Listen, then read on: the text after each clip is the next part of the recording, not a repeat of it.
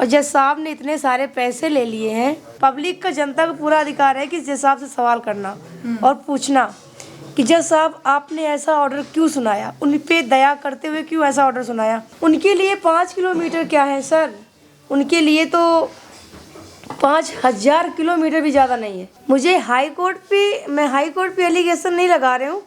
जो high court के सब जज एक जैसे नहीं होते हैं। मैं खुद देखती थी बहस होने, जब कोर्ट में बहस होती थी मैं खुद देखती थी।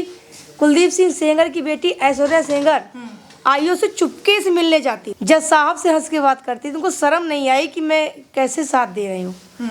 ऐसे पिता को तो घर से निकाल के फेंक देना चाहिए मार के, कि तू पिता नहीं है, एक पिता के नाम से कलंक है। और मैंने अपने सर को सारा दुख तकलीफ, सारा केस के बारे में बताया। उन्होंने मेरा केस फ्री में लड़ने के लिए तैयार हो गए। अखिलेश भैया सपोर्ट नहीं करेंगे, ऐसे रेपिस्ट का अखिलेश भैया सपोर्ट नहीं करेंगे, राहुल गांधी जी भी सपोर्ट नहीं करेंगे, प्रियंका गांधी भी सपोर्ट नहीं करेंगी, सोनिया गांधी मैडम भी सपोर्ट नहीं करेंगी। मैडम हमारी यही मांग है, मेरे 5 बच्चे हैं, एक देवर का लड़का है, उसका भी देखभाल मेरे बच्चे करते हैं, साथ में हम भी देखभाल, क्योंकि उनको भी या फिर रेप करता है, उसके पिता को ख़त्म कर देता है, उसको बेल दी जा रही है, अत्याचार है मैडम। पटियाला हाउस कोर्ट में न्याय मिला। अरे पीपी सर होते, आयो ना वह होता तो हमका पूरा न्याय मिलता चला जाता, वहीं पे नहीं। और सब थोड़ो ऐसे होते हैं। सारी देश की बेटियों को, बहनों को मतलब ये हिम्मत हारने का पूरा ऑर्डर हो गया कि देश की बेटी अब घर के बाहर नहीं निकल सकती है।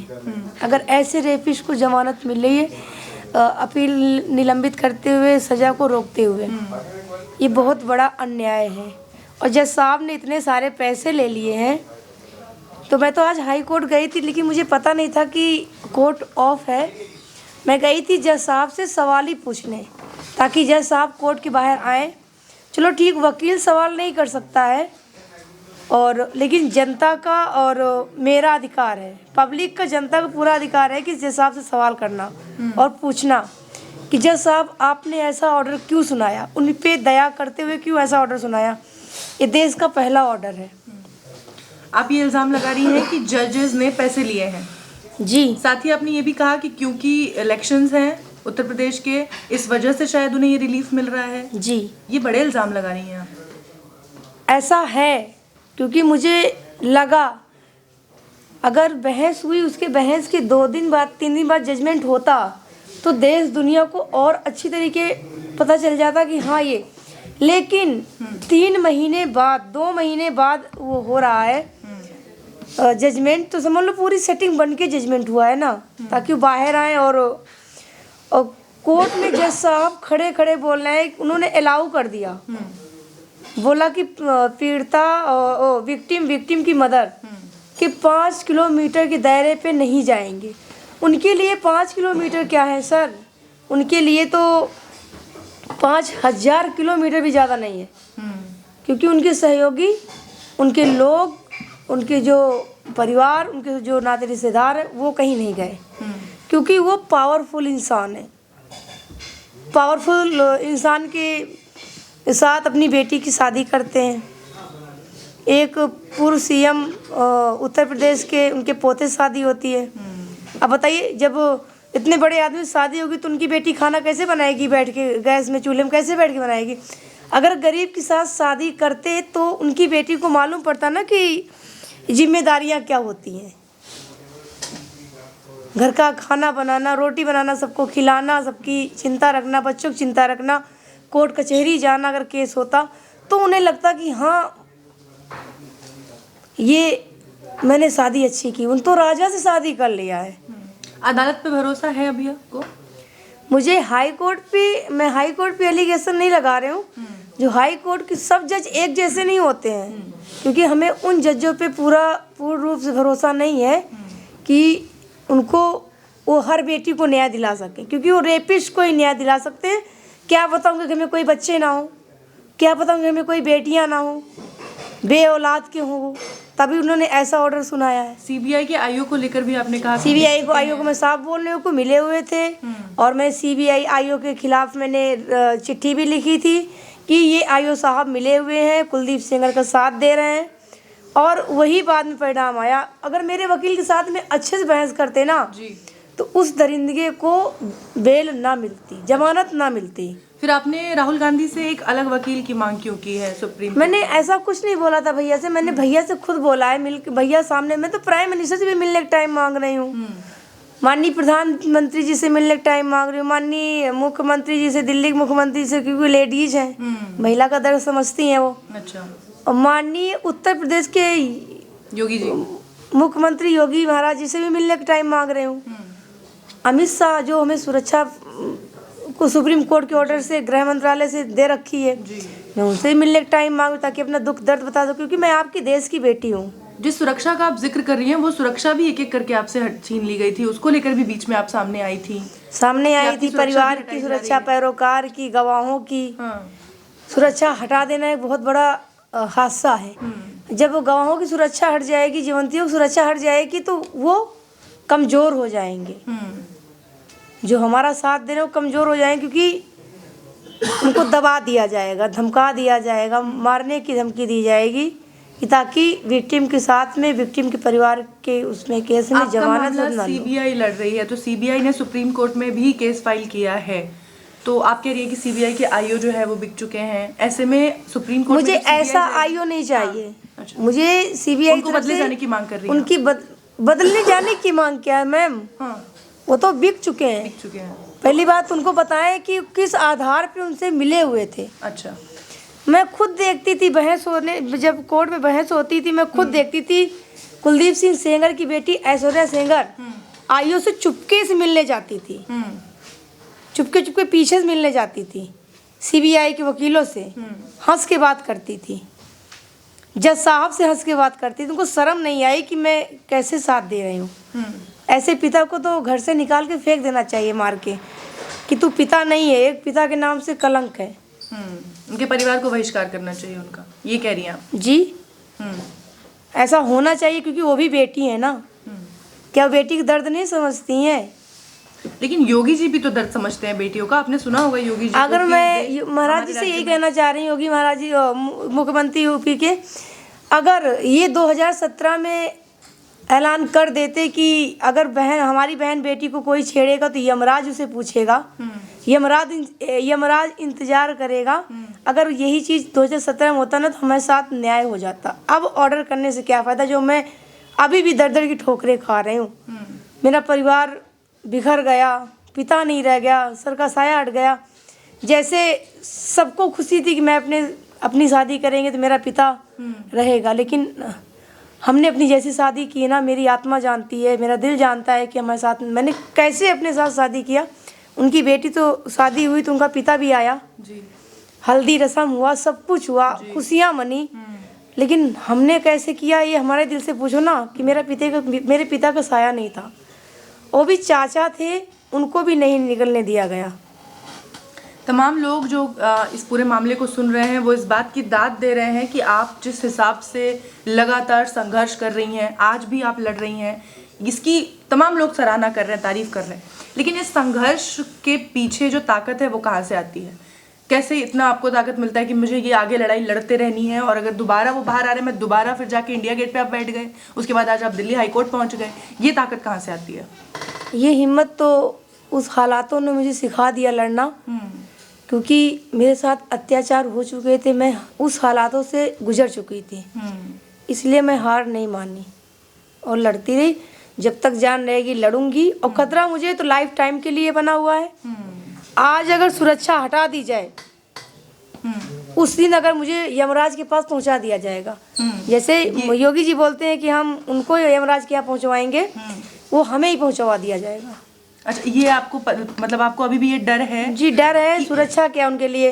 इतना अटैक होता है, जवान मार दिए जाते हैं, तो हम क्या चीज़ हैं? जवान भी जाएंगे, उनके भी घर की रोजी रोटी भी जाएगी, जांच तो होती रहेगी।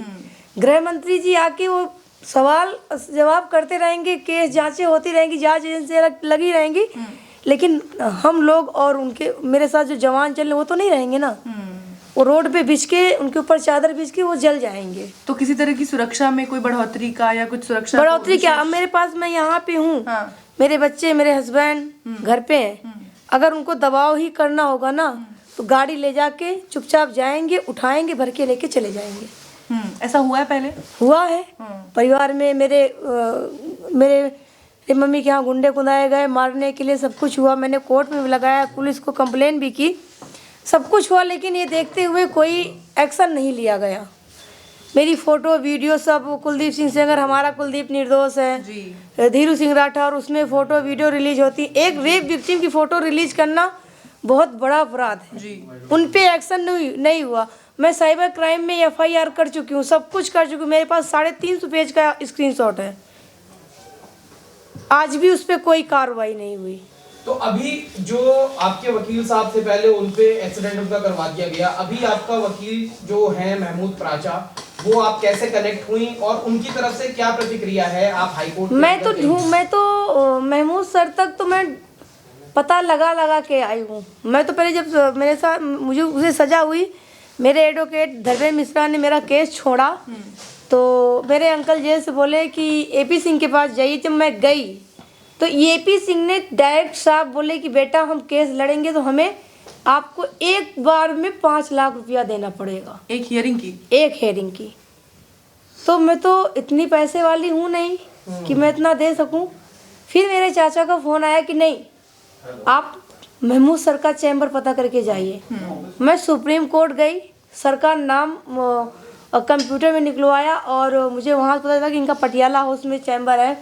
पटियाला हाउस में आई, वहाँ पे चैम्बर देखा और वहाँ से नंबर लिया और मैं फिर कोई बोला कि निजामुद्दीन उनका चैम्बर। मैं ढूंढते ढूंढते सर के पास आई और मैंने अपने सर को सारा दुख तकलीफ़ सारा केस के बारे में बताया। उन्होंने मेरा केस फ्री में लड़ने के लिए तैयार हो गए। क्या उम्मीदें हैं फिर अभी? उम्मीद मुझे है कि मेरे सर मुझे न्याय दिलाएंगे, जनता न्याय दिलाएगी। वो 4 बार के मेले हो चुके, एक पार्टी से नहीं, सपा से भी विधायक, कांग्रेस पार्टी से भी विधायक, BSP से भी विधायक, लास्ट में BJP से विधायक। तो क्या अब कहाँ से ताकत मिल रही है? क्या पार्टी ने सपोर्ट कर रही है? कोई पार्टी के नेता मंत्री ये सपोर्ट कर रहे हैं। कौन से? बीजेपी के? BJP, क्योंकि सपा तो नहीं सपोर्ट करेगी, अखिलेश भैया सपोर्ट नहीं करेंगे। ऐसे रेपिस्ट का अखिलेश भैया सपोर्ट नहीं करेंगे, राहुल गांधी जी भी सपोर्ट नहीं करेंगे, प्रियंका गांधी भी सपोर्ट नहीं करेंगी, सोनिया गांधी मैडम भी सपोर्ट नहीं करेंगी। सपोर्ट तो जिस पार्टी का नेता वही पार्टी सपोर्ट कर रही है। लेकिन प्रधानमंत्री जिस तरीके से कहते हैं, दावे करते हैं हर चीज का, और योगी जी खुद ऐसे लोगों को साइड में लगाने की कोशिश करते हैं, बात करते हैं, तो क्यों आपके साथ क्यों भेदभाव हो रहा है इस तरीके? अब योगी जी पता नहीं क्या कर रहे हैं, कैसे क्या कर रहे हैं। मैं भी मिलने का टाइम मांगी हूँ कि हमसे मिले, मैं अपना दुख दर्द बताऊँ, क्योंकि जब मेरे साथ हादसा हुआ था तो मैं मिली थी।